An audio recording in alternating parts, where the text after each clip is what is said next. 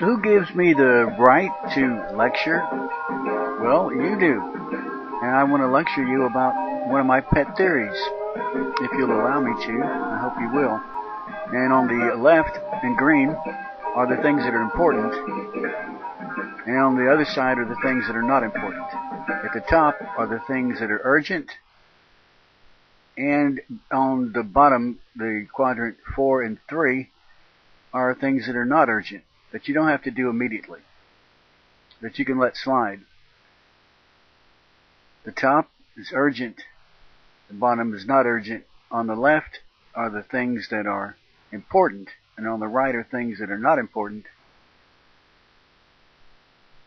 All our tasks and responsibilities, wishes, thoughts can be divided up into, or be placed into one of these 4 quadrants. Most people tend to overlook quadrant 4 because it's not urgent. But however, it is important. I got this from Stephen Covey, his book, 7 Habits of Highly Effective People. These are not the 7 habits of successful people or efficient people, but they're habits of effective people. I would like to put forth that I believe this is also the key to freedom. The key to freedom. Some people think that the president will keep us free.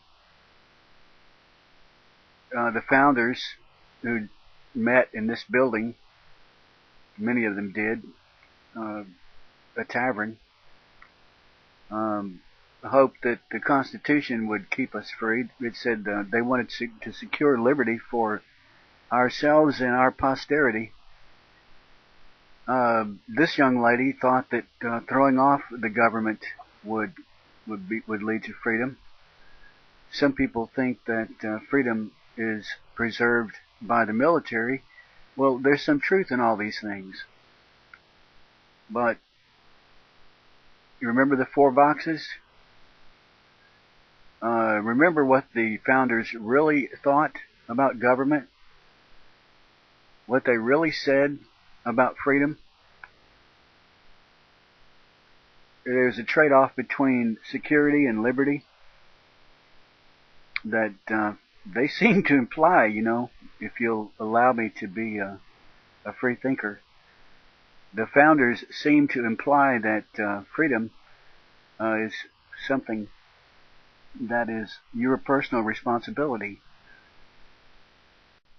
A few years ago, it was very common to hear about communist defectors, even former members of the diplomatic corps or the military or the KGB, defecting and coming to the United States, where they were debriefed and given new identities to prevent them from being killed. One of those KGB defectors, in my opinion, Yuri Bezmenov, is legit, and he has some interesting things to say that provide a glimpse into the mindset of communists. Now, I'm not asking you to believe this. I'm asking you to consider the possibility that this is true or mainly true.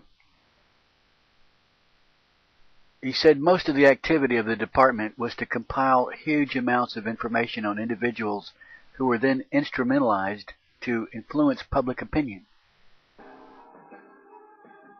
Publishers, writers, journalists, actors, educators, professors of political science, members of parliament, businessmen.